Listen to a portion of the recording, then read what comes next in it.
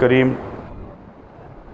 اما بعد فاعوذ باللہ من الشیطان الرجیم بسم اللہ الرحمن الرحیم وَإِذَا قُرِئَ الْقُرْآنُ فَاسْتَمِعُوا لَهُ وَأَنصِتُوا لَعَلَّكُمْ تُرْحَمُونَ سبحان ربک رب العزة عما یصفون وسلام علی المرسلین والحمد للہ رب العالمین۔ معزز سامعین کرام، گزشتہ درس کے اندر منفرد کے لیے کس طرح نماز پڑھنی ہے اس کا طریقہ بیان کیا گیا ہے۔ اب مسئلہ یہ ہے کہ امام جو ہے اور مقتدی، امام نے تو اپنی ہر رکعت کے اندر فرض پڑھاتے ہوئے سورہ فاتحہ لازماً پڑھنی ہے، جس طرح منفرد کے بارے میں کہا گیا تھا۔ باقی بات رہ گئی ہے مقتدی کی۔ اب بات یہ ہے کہ بڑی توجہ سے آپ نے دلائل کو سننا ہے۔ میں انشاءاللہ العزیز اپنے دلائل بھی بیان کروں گا، اور اس کے بعد اپنے بھائیوں کے جو کہ اس کے خلاف ہے، جو کہتے ہیں کہ امام کے پیچھے لازماً سورہ فاتحہ پڑھنی چاہیے، ان کے دلائل بھی بیان کروں گا اور پھر انشاءاللہ ان کے جواب بھی دوں گا۔ سب سے پہلی بات یہ ہے کہ قرآن مجید کے اندر آتا ہے وَإِذَا قُرِئَ الْقُرْآنُ فَاسْتَمِعُوا لَهُ وَأَنصِتُوا لَعَلَّكُمْ تُرْحَمُونَ۔ جب قرآن پڑھا جائے تو کان لگاؤ اور چپ کر کے سنو تاکہ تم پر رحم کیا جائے۔ اب یہ قرآن کی جو آیت ہے کن لوگوں کے لیے ہے؟ کیا تمام لوگوں کے لیے یہ حکم ہے کہ جب بھی کوئی بندہ مسجد میں، گھر میں، کسی جگہ پہ قرآن کی تلاوت کرے تو باقی سارے چپ ہو جائیں؟ کیا یہ آیت عام ہے یا خاص کسی وقت کے لیے حکم ہے؟ اب دیکھیے، رمضان المبارک میں اکثر اور آگے پیچھے بھی خصوصاً فجر کی نماز کے بعد لوگ اکٹھے بیٹھ جاتے ہیں اور قرآن مجید کی تلاوت شروع کر دیتے ہیں۔ اب یہاں پہ سارے بیٹھ کے رمضان میں اکٹھے، قاری صاحب بھی بیٹھ گئے، حافظ داؤد صاحب بھی بیٹھ گئے، اعظم ملی صاحب بھی بیٹھ گئے، باقی بھی بیٹھ گئے۔ تو قاری صاحب نے قرآن کھولا اور قرآن کی تلاوت شروع کی، حافظ داؤد صاحب نے کھول لیا، بھائی اعظم صاحب نے کھول لیا، اور دوسروں نے کھول لیا۔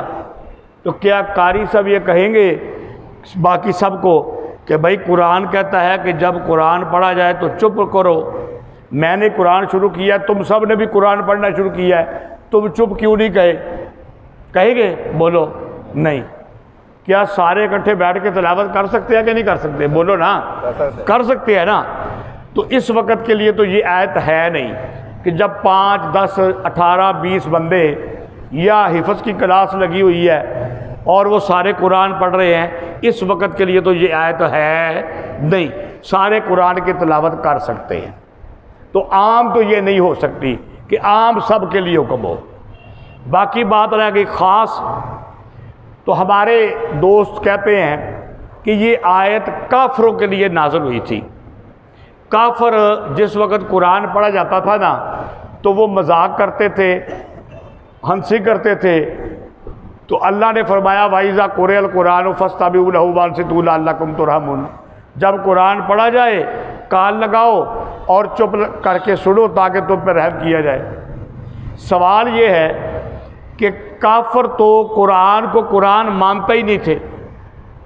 کافر تو صاف قرآن مجید کے اندر کئی جگہ پہ آیا ہے، وہ کہتے تھے کہ یہ اللہ کا کلام ہے ہی نہیں، یہ محمد صلی اللہ علیہ وسلم یہ خود بنا کر لایا ہے، اور یہ معاذ اللہ ثم معاذ اللہ یہ جھوٹ بولتا ہے کہ اللہ نے یہ کلام نازل کیا ہے۔ تو کافر تو مذاق بھی کرتے تھے اور قرآن کو قرآن مانتے ہی نہیں تھے، اللہ کا کلام مانتے ہی نہیں تھے۔ تو یہ ایک بندہ یہ کہتا ہے کہ یہ اللہ کا کلام ہے ہی نہیں، ٹھیک ہے، اور مذاق کرتا ہے، اس کو جب یہ کہا جائے گا کہ جب یہ اللہ کا کلام پڑھا جائے تو تم چپ کر جاؤ تو وہ چپ کرے گا؟ بولو نا، وہ تو مانتا ہی نہیں، وہ کہے گا یہ بھی جو تم کہہ رہے ہو نا وَإِذَا قُرِئَ الْقُرْآنُ، یہ بھی اللہ کا کلام نہیں ہے، میں کیوں چپ کروں، میں تو مانتا ہی نہیں۔ تو اس کا مطلب ہے کہ کافروں کے لیے بھی یہ نہیں ہے، وہ تو مانتے ہی نہیں ہے، تو کافروں کے لیے خاص نہیں ہے، عام بھی نہیں ہے سب کے لیے، کافروں کے لیے خاص بھی نہیں ہے۔ پھر خاص کس کے لیے ہے؟ جب یہ آیت نازل ہوئی نا، اس وقت ابھی عربی خطبہ جو امام پڑھتا ہے جمعے کے دن وہ شروع نہیں ہوا تھا، وہ شروع نہیں ہوا تھا۔ اب عام ہے نہیں، کافروں کے لیے خاص بھی نہیں، عربی خطبہ بھی ابھی شروع ہوا نہیں، تو پھر بتاؤ کون سی جگہ رہ جاتی ہے کہ جب کوئی قرآن پڑھے چپ رہو؟ وہ وہی ہے کہ جب امام نماز کے لیے قرآن پڑھے تب تم کیا رہو؟ چپ رہو۔ اس کے علاوہ کوئی اور جگہ باقی بچتی نہیں ہے۔ تو اس سے یہ بات بالکل واضح ہو گئی کہ جب امام مصلی پہ آئے نماز پڑھانے کے لیے، جو 5 نمازیں ہیں، باقی انشاءاللہ دلائل کے اندر جہری اور سری، اونچی آواز سے امام پڑھے یا آہستہ، وہ انشاءاللہ احادیث میں واضح کروں گا انشاءاللہ۔ تو جب امام پڑھے تم چپ رہو تاکہ تم پر رحم کیا جائے، یہ اس کے لیے خاص ہے۔ پھر جس وقت عربی خطبہ شروع ہوا تو خطبے کے بارے میں آیا کہ خطبہ سارا خاموشی سے سننا ہے، اور اس خطبے میں قرآن بھی پڑھا جاتا ہے، تو پھر اس خطبے میں جب قرآن پڑھا جائے تو اس وقت بھی تم نے کیا رہنا ہے؟ چپ رہنا ہے۔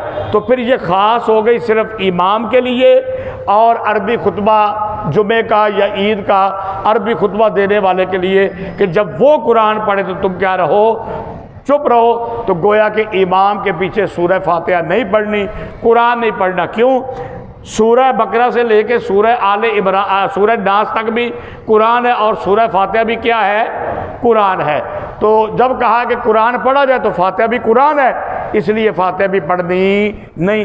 یہ تو دلیل ہو گئی قرآن مجید سے، اور اس کی وضاحت ہو گئی انشاءاللہ بشرط صحت و زندگی۔ اب انشاءاللہ اس کے بعد احادیث مبارکہ سے میں دلائل پیش کروں گا، اور جس طرح میں نے وعدہ کیا ہے اللہ نے صحت دی، زندگی رکھی، کل سفر پیش آ گیا تھا، کوئی مجبوری بن جاتی ہے میری، تو پھر وہ ایک علیحدہ بات ہے، تو اس لیے میں نہیں آ سکا۔